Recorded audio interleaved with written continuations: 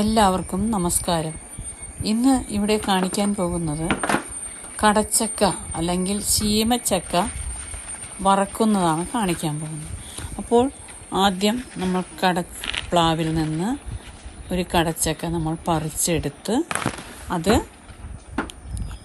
പറിച്ചെടുത്ത് ഏകദേശം ഇതേപോലെയുള്ളൊരു 3-4 എടുക്കാം.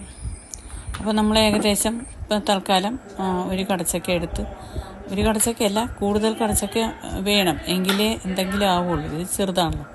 അപ്പോൾ ഈ കടച്ചക്ക എടുത്ത് നന്നായിട്ട് തൊലി ചെത്തി വൃത്തിയാക്കി എടുക്കും. അപ്പോൾ തൊലി ചെത്തി കഴിഞ്ഞ ശേഷം ഈ കടച്ചക്ക ഒരല്പം, ഇത് ഇത്രയും താത്തി വെട്ടണമെന്നില്ല, എന്നാലും നേർത്ത തൊലിയായി മാത്രം ചെത്തിക്കളഞ്ഞാലും മതി. അത് കഴിഞ്ഞതിന് ശേഷം കുറച്ച് വെളിച്ചെണ്ണ എന്തെങ്കിലും എടുത്തിട്ട് അതൊന്ന്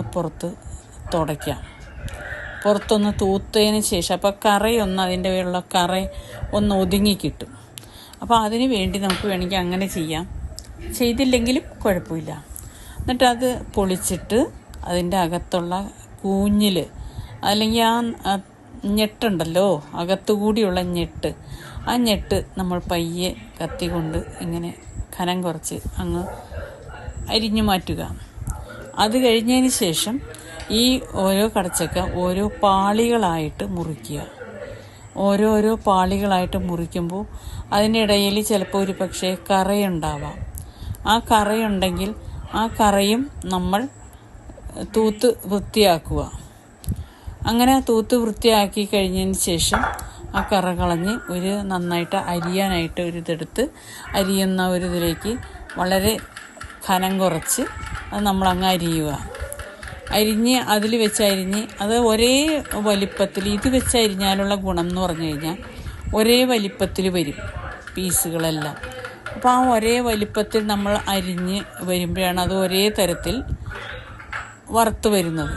കണ്ടോ? അപ്പോൾ ഇതുപോലെ ഒരേ വലിപ്പത്തിലുള്ളത് അരിഞ്ഞ് നമ്മൾ ചീഞ്ചട്ടി വെച്ചു, അതിനകത്തേക്ക് എണ്ണയൊഴിച്ചു, ആ എണ്ണയിലേക്ക് ഈ കടച്ചക്ക ഇടണം. ഇട്ട ഉടനെ ഒന്ന് ഇളക്കി കഴിഞ്ഞ ശേഷം പിന്നെ എപ്പോഴും ഇളക്കാൻ പാടില്ല. കാരണം ഇളക്കി കഴിഞ്ഞാൽ അതിങ്ങനെ കുറച്ച് വെന്ത് വരുമ്പോഴേക്കും കുഴഞ്ഞു പോകും. അതുകൊണ്ട് തന്നെ അത് ഇടയ്ക്ക് ഒന്ന് ഇളക്കിയിട്ട് ഒന്ന് പരത്തി അവിടെ വയ്ക്കുക.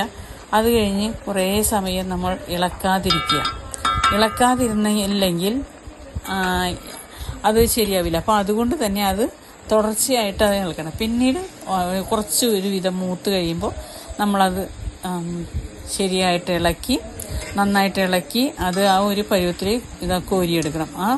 ആ സമയത്ത് നമ്മളത് നന്നായിട്ട് തിരിച്ചും മറിച്ചും നന്നായിട്ട് ഇളക്കിയിട്ട് കഴിഞ്ഞതിന് ശേഷം അത് കോരിയെടുക്കാം. ഈ ഇതുകൊണ്ട് കോരിയെടുത്ത് വറുത്ത് നമ്മൾ സൂക്ഷിക്കുകയാണെങ്കിൽ ഇത് ഒരു 2 വർഷമൊക്കെ ഇരിക്കും. ഇതുപോലെ കടച്ചക്ക വറുത്തത് നമ്മൾ ചക്കയൊക്കെ വറുക്കുന്ന പോലെ തന്നെ കപ്പയൊക്കെ വറുക്കാറുണ്ടല്ലോ. അപ്പോൾ അതുപോലെ തന്നെ നമുക്ക് ഈ കടച്ചക്കയും വറുത്ത് വെച്ച് കഴിഞ്ഞാൽ, കഴിഞ്ഞ വർഷം വറുത്ത കടച്ചക്ക ഇപ്പോഴും എൻ്റെ കയ്യിലുണ്ട്. അപ്പോൾ അതുകൊണ്ടാണ് ഞാൻ പറഞ്ഞത്, കടച്ചക്ക നന്നായിട്ട് വറുത്ത് എല്ലാം ഒരേപോലെ വറുത്ത് വന്നു കഴിഞ്ഞാൽ നമുക്ക് 1 വർഷം 2 വർഷം വരെ നമ്മുടെ ഡബ്ബകളിൽ സൂക്ഷിച്ച് വെക്കാൻ നമുക്ക് സാധിക്കും. അപ്പോൾ നമ്മുടെ വീട്ടിൽ തന്നെ നമ്മൾ എടുക്കുന്ന വെളിച്ചെണ്ണയിൽ നമ്മൾ വറുത്ത് കോരുമ്പോൾ അതിനൊരു പ്രത്യേക സുഖം തന്നെയാണല്ലോ. ഈ കടച്ചക്കയ്ക്ക് നമ്മൾ ചീമച്ചക്ക എന്നും പറയും.